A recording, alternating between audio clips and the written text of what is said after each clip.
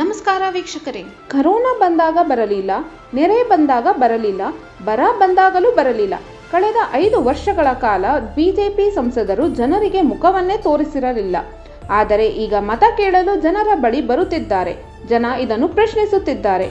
ಮತದಾರರ ಎದುರು ವಿಧೇಯರಾಗಿ ನಡೆದುಕೊಳ್ಳದೆ ಪ್ರಶ್ನಿಸಿದವರ ಎದುರು ಗೂಂಡಾಗಿರಿ ಪ್ರದರ್ಶಿಸುತ್ತಿದ್ದಾರೆ.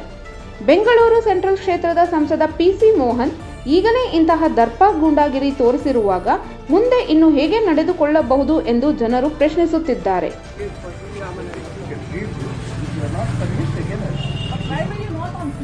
I was in field. I was distributing kits. No, you would have not seen it. You would have not seen it. I have distributed. You are Amadni Party. Excuse me, Amadni Party. I know. Amadni Party. Early president ತರ ಮಾತಾಡ್ತಿದ್ದೀರಾ, ಮಾತಾಡಿ. You might have not seen me. You might have not seen me.